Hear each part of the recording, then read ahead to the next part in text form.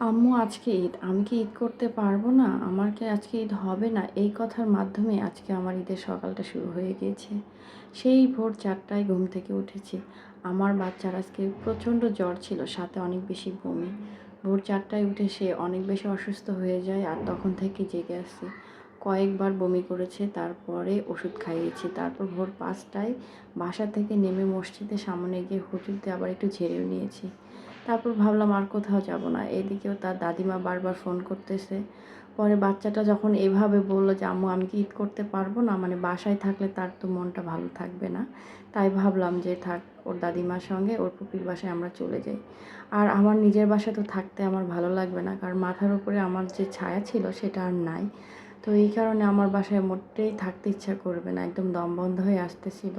তাই আবার তার দাদিমাকে ফোন দিয়ে বললাম, "আমরা রেডি হয়েছি, আমরা আসতেছি।" তারপর যেই কথা সেই কাজ, ভোর 5:30টায় বের হয়ে গেলাম। মা ছেলে মিলে গিয়ে তার দাদিমা সহ তার ফুপির বাসায় চলে আসলাম।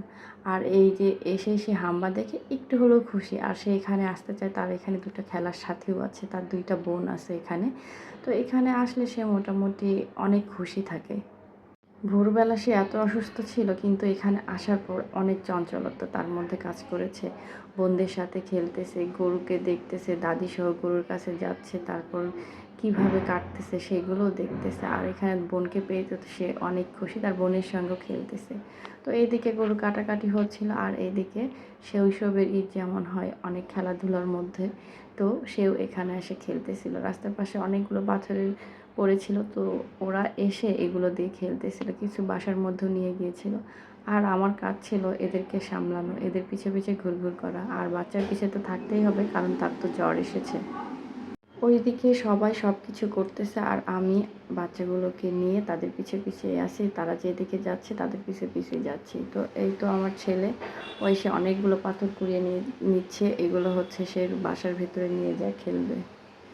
সত্যিকার অর্থে ছোটোবেলার ঈদগুলোই অনেক সুন্দর। এই যে অনেক সুন্দর করে তারা আনন্দ করতেছে। ঈদের এই আনন্দটা আমার একদমই শেষ হয়ে গেছে। জানি না আর বাকি জীবনে ঈদের আনন্দ নিতে পারবো কি না, বা মুখে ভালোভাবে হাসি আসবে কি না। দুঃখ মানে বুকের ভিতরে কষ্ট চেপে রেখেও বাচ্চার জন্য মুখে হাসি আনতে হয়। এভাবেই জীবন চলতেছে আমার। যাই হোক সেটা। আর এই তো ও খেলতেছে ওদের সঙ্গে। আমি ওদের সঙ্গে আছি, বেশ ভালোই লাগতেছে। কারণ একা থাকলে বেশি খারাপ লাগে। এদিকে নিচে ওদের ঘোরাঘুরি শেষ। এখন ওপরে এসে ওরা দেখতেছে যে সব কিছু করা হয়েছে কি না।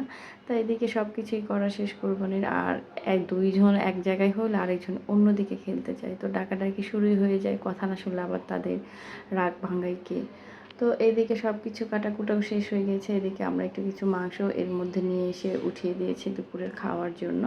যেহেতু বাসায় আমরাই ছিলাম, তো আগে এগুলো আনা হচ্ছে দুপুরের জন্য।